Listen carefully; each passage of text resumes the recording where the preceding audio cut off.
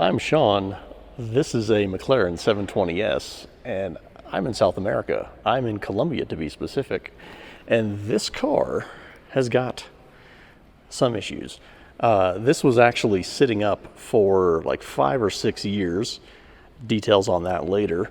But now we are working through all of the issues with this car from sitting for so long. I have not torn into it just yet.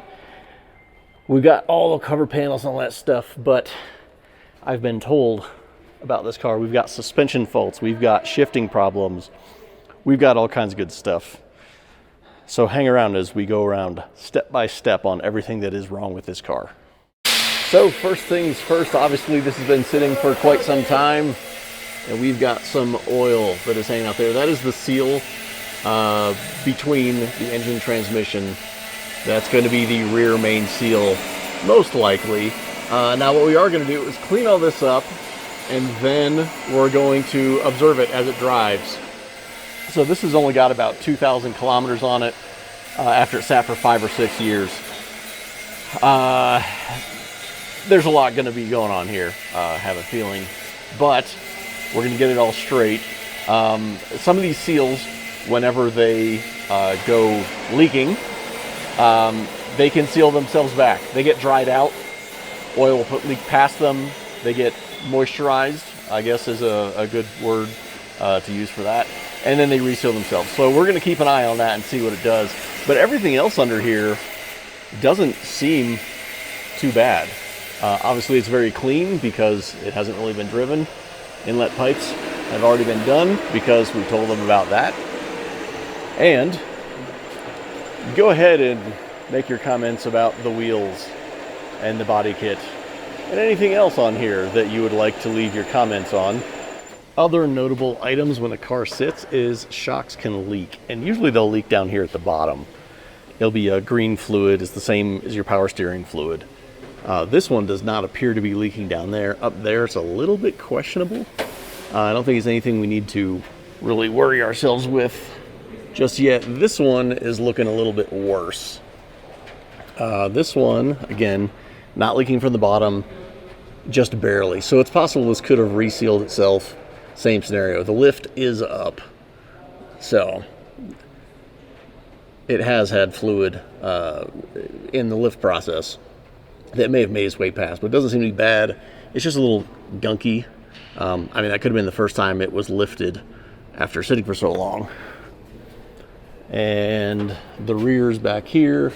On a quick look, everything is looking fine. So usually down here at the bottom is where it'll actually show a leak, if they are going to leak. And we don't see anything on the rear here. Another point of interest to look at is going to be under the transmission. So do we have anything leaking over here or over here, anything like that? No, we don't. So we're good to go there. Everything else looks pretty fine. No coolant leaks. The coolant hoses were stuck pretty well. Usually these don't stick so much. This one always sticks. You gotta pick under there and pry it out. But these on either side, those were super sticky just from not having anything run through them. Yeah, I know what you're thinking. There's still coolant in there. Yeah, but it's not making it expand and contract and all that good stuff. But otherwise, we're looking pretty good leak-wise here. Nothing that I have found so far to be of terrible concern. Now, if you follow my Instagram, you would know how I feel about aftermarket body kits. So I'm going to make a point on this one, just as a sidebar. All this is open. I'll show you what it looks like when I put this back together, but yeah. Where the liner would bolt in, nope, because it's just thin. They did the bare minimum to make it kind of do a thing. I'll show it when it's back together and you'll fully appreciate this. We are doing accumulators. They spent all the money on OEMs before I got here. Just bought them to have me install them. And they would have saved a lot of money if they would have just got them from me. I have aftermarkets. They're better. They last longer. They're cheaper. But there is a suspension fault. Now, I haven't plugged in yet to know for sure. that the accumulators are the problem. I do know that the way it's acting when it lifts is not quite right. And for that, it's going to be accumulators. They are the originals. We're replacing them no matter what. But I will plug in and see what else is going on and show you on the computer the indications of what's bad here. And here it is. Here's the liner. Here's the hole. So that's just collecting air, creating drag. Who knows? I mean, goes back into here. Like, doesn't secure that there. Doesn't secure that there. Yeah. Now, on McLaren's, the way that you can tell if accumulators are bad, it doesn't say accumulators bad.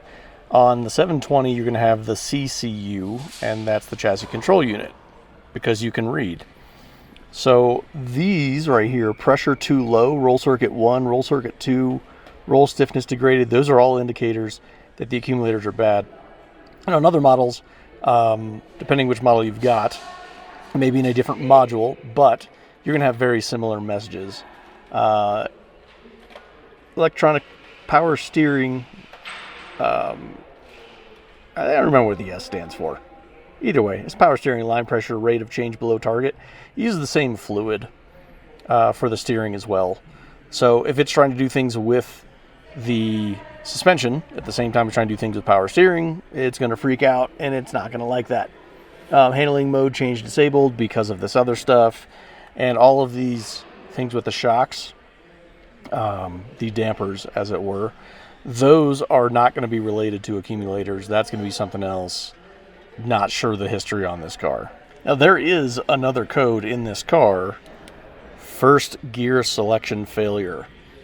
I was told that there was some type of issue where it is skipping first, it's going straight to second. So that goes with the code that we're seeing. It just doesn't tell me why. We're going to figure that out as well.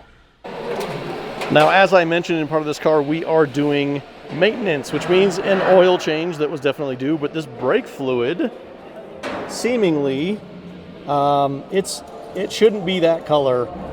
So we are definitely changing it. It's supposed to be every 2 years, and I'm pretty sure it has never been done. This car was actually manufactured in 2019. Now, the brake pads, they shouldn't be that low. 4 millimeters is the line of replacing them. This one's about 3, and on the other side, it was about 2, and the rears are not doing much better. So, with that in mind, the pads also need done. Now, I did check the odometer. It is 12,000 kilometers, not 2,000 kilometers. And then I asked the question, how do these pads get worn that much? Was it tracked or something else? Well, as it turns out, the original owner of this car that was in Miami was on the news going like near 200 mile an hour speeds on the highway. So I think he was doing that and doing some hard braking to slow down. And that's how you wear a set of pads really fast. A bit of correction, this car was actually from Spain. That's where all the shenanigans happened. Thing that was fixed prior to me getting here, that top hydraulic hose on the shock was leaking. I don't know the specifics behind that, but you can tell where the fluid was, and it's all kind of grimy. So we're going to get that cleaned up as well. But, yeah, it doesn't look quite like that. Well, we've got another fault. I did fix a problem with the parking brake where it was saying it wasn't engaged when it was, got all that worked out.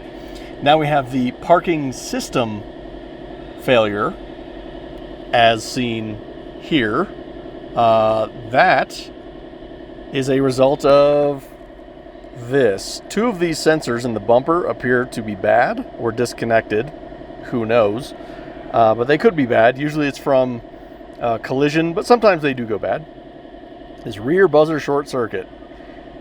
That is the one that is located back there, which I have replaced several times on a bunch of cars here lately. For whatever reason, the speaker just goes bad, throws the entire system off, but it says system switch, so you think it's the switch, but it's not.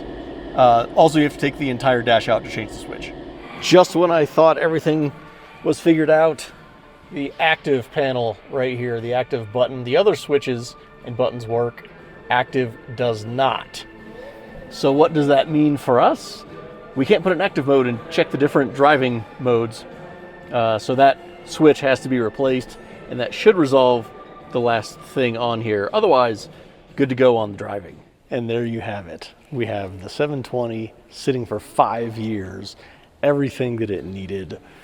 Very questionable history. Don't let your car sit for 5 years. It's bad for it. You got to drive these things. See you in the next one. I forgot to mention why it sat for 5 years. That car, but the car in cartel. Yeah, it fit the stereotype. Government seized it, sat on it for years. Somebody bought it from auction.